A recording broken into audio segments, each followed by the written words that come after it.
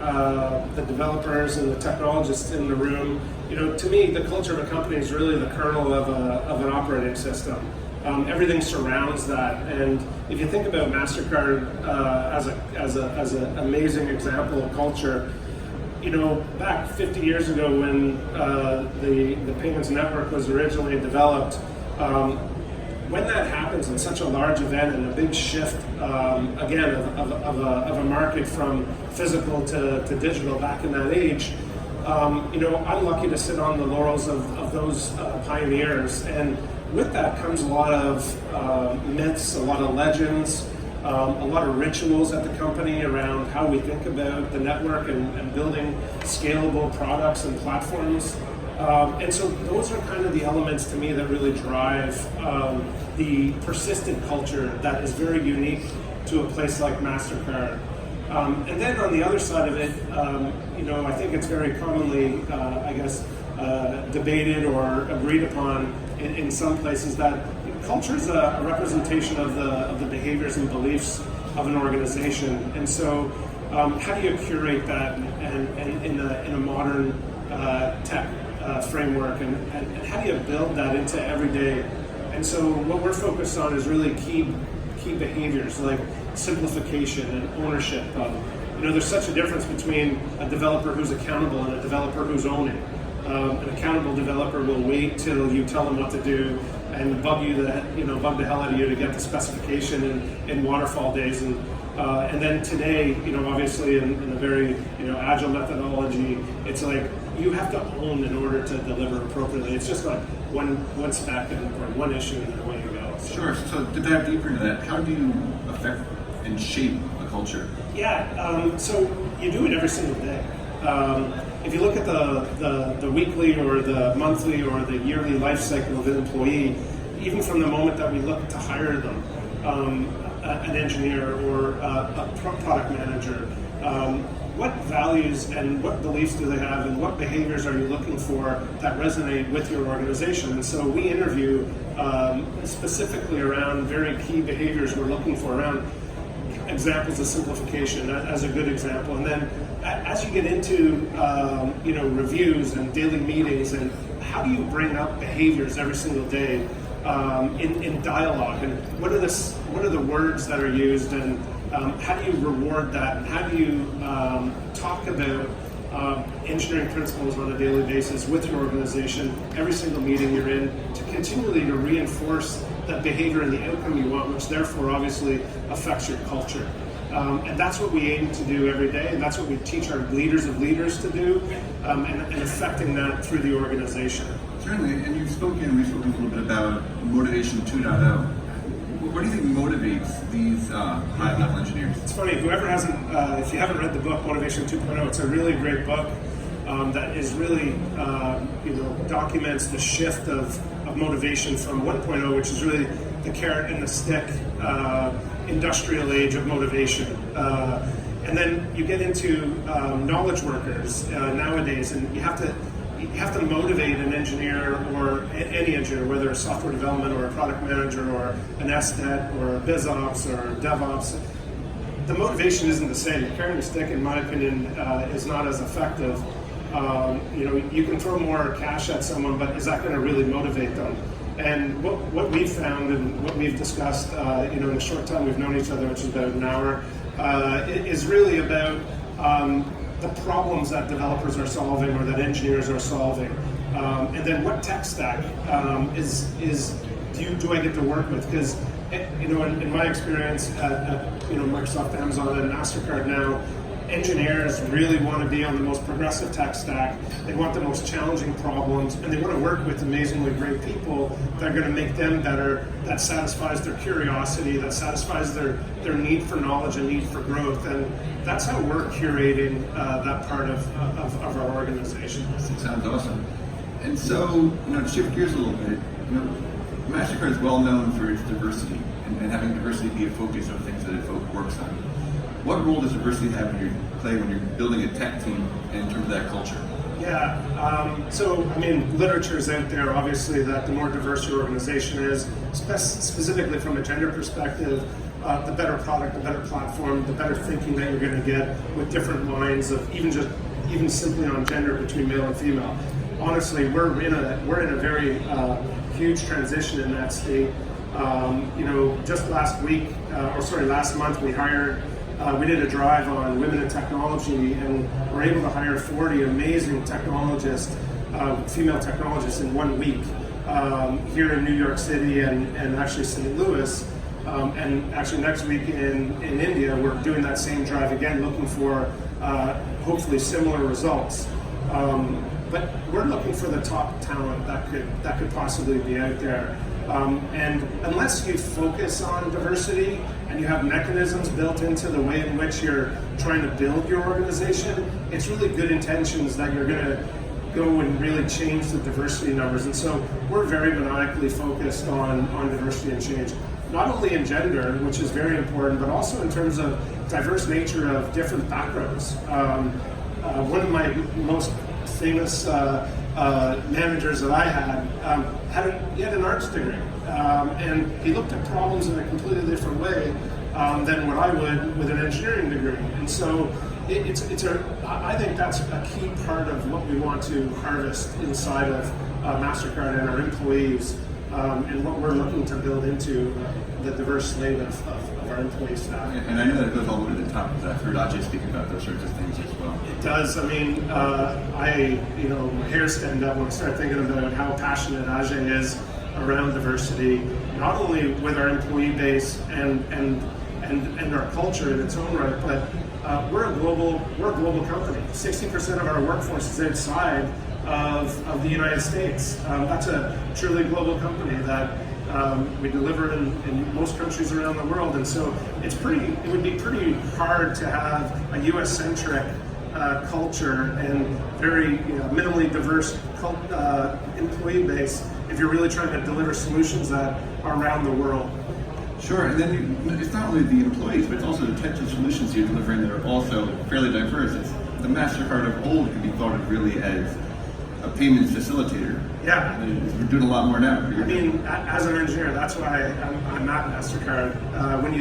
First, if you think about the global scale, arguably we have probably one of the top 5 data sets in the world that I get to play with in terms of how to build new tech stack and new capabilities for our customers. But then you look at what we're doing around the world.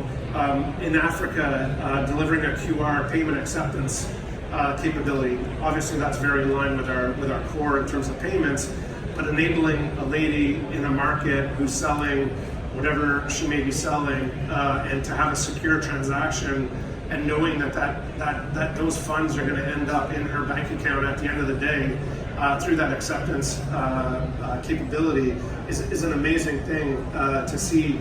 Mastercard really caring about what Ajay and Mike Froman talk about all the time, which is financial inclusion and inclusive growth.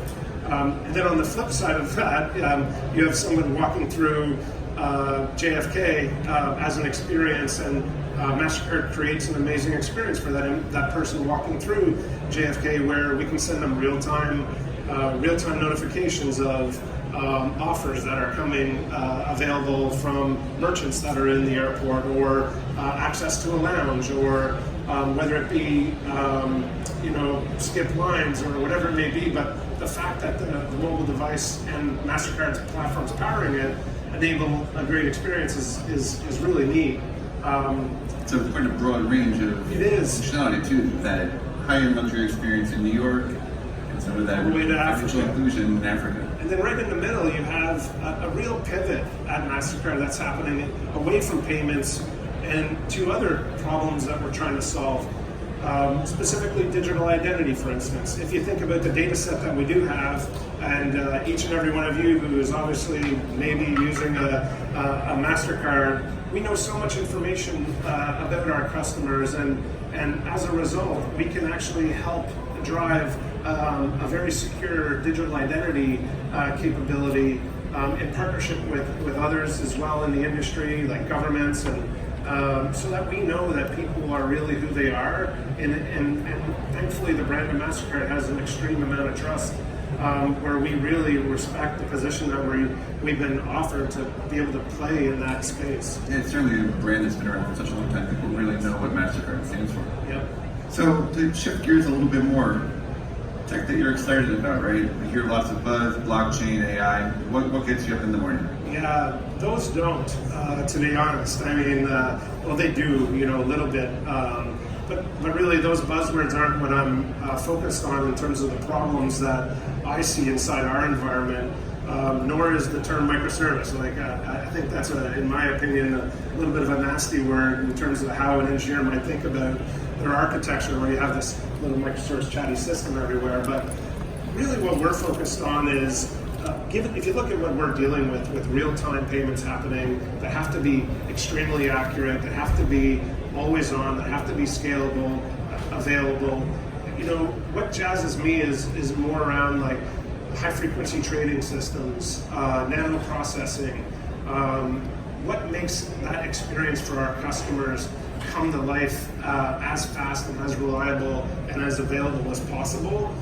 Whether we use blockchain as a ledger in the back, or AI, machine learning, yes, of course, we're doing that type of stuff, and of course, we wouldn't be, I couldn't get off the stage without saying the word cloud, but really our problems aren't really like clouds. Cloud ain't the solution to everything.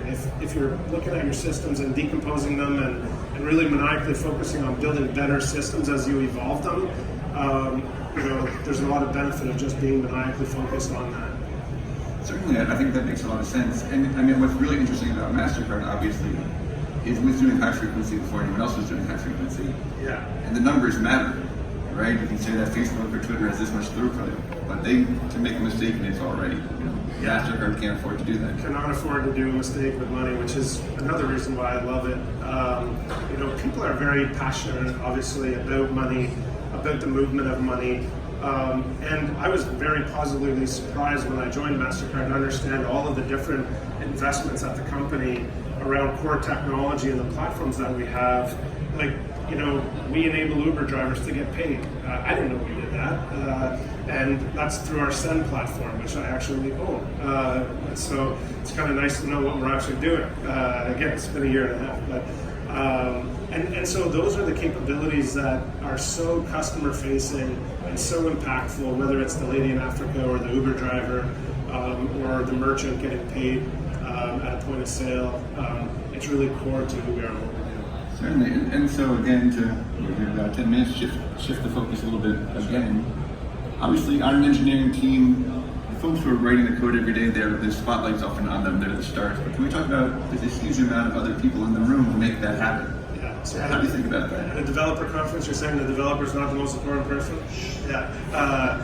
No, really, I mean, when you think about, well, I'm not going to preach to the choir here around what the operating model is for delivering great software, but the engineer, in my opinion, what I try to cultivate in our culture is how do we deliver as much as we possibly can with of high quality as we possibly can.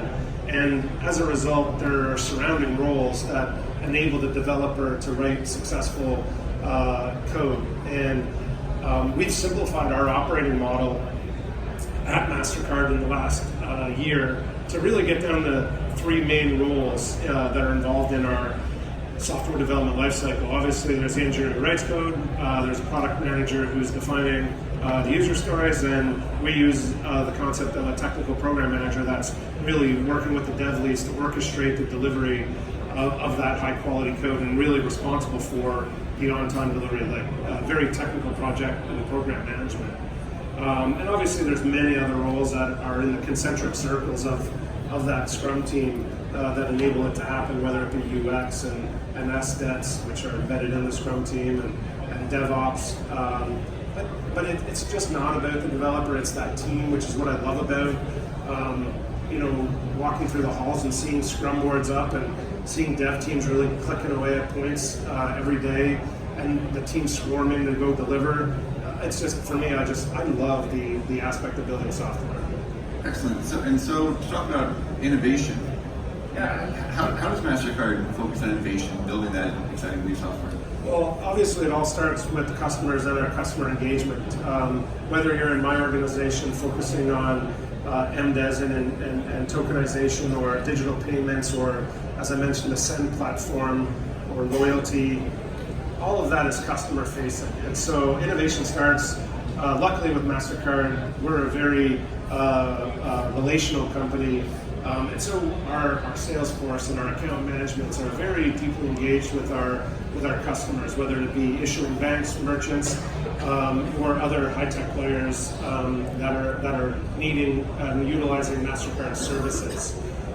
So that's obviously default in our operating model. We also have a group called advisors, which do an amazing job consulting with companies as to what their needs are and how Mastercard can deliver platforms and products to help meet their needs and their solutions for their customers, which is very neat into the B2B2C space. But then there's this not so little anymore, group called Labs. And Labs has two major functions. First is launchpads, and second is start paths. And so a launchpad is an engagement that the lab organization does with the customer, where in 2 weeks, we start with their problem. We help them decompose that problem into sets of requirements, and then we obviously have solutions. And we, in a 2-week period, we come up with a prototype at the end that we show and work with presenting to their executive.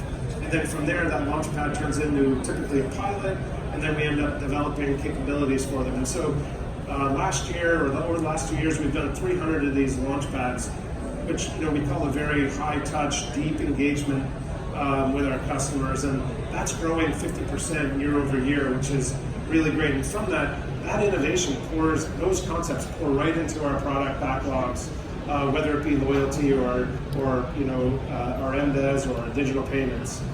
And then the other one is really around our startup community and what we do with our engagement with the startup community. I'm not sure if many of you know, but Mastercard every year we review over 1,500 startups through our Start Path program.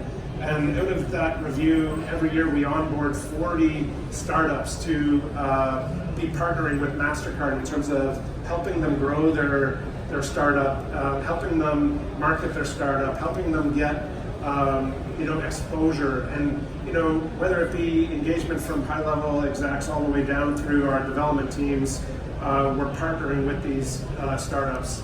Over the last couple of years, we've enabled $1.4 billion in capital into startups, and we're very proud of that. And through that, we get, I think it's not just a goodwill. In terms of engaging with the startup community, we learn a ton from use cases that our startup partners are building. But I should flip that back on you, because you are from our Start Path program. So how has it been for you? And indeed, we are. It's been a really fantastic experience, pretty much from the start to the end. And as you say, we've had access inside Mastercard that we could not have possibly had without that. Both from speaking to the developers who are working day-to-day on the platforms that we integrate with, all the way up to the executives who understand the vision of what we're trying to deliver. And then we have gone hand in hand with Mastercard to the issuing banks who are our partners and your partners, together to offer our solution. And it's a sort of access that you couldn't possibly get on your own. And I always think of the last and kind of the soft piece of it is being on stage here with you, having this opportunity to speak next to Mastercard is massively valuable to any startup. And so it's certainly been something that's really helped accelerate our growth as we continue to expand. Fantastic. And indeed, I have this for sure. And so, with the last couple of minutes, those are our thoughts. Does anyone have any questions out here in the audience, either for myself or for Brent? No, there's something. Someone must have something. It's very hard for us to see. We'll be around, walking around. Please feel free to tap us on the shoulder. Really interested to hear your thoughts on culture and what you're doing with your companies and your organizations and how you're developing it. But at the end of the day, as I mentioned, culture is the kernel of the company, and spending time to nourish it and grow it is key to our success at Mastercard. And at the core of everything we do is, we believe decency is front and center of how we act and behave, whether we're partners or startups or doing a deal or even amongst ourselves in our organization. So, Well, thank you very much for your time. It's a pleasure. thank you very much. Nice meeting you. You as well.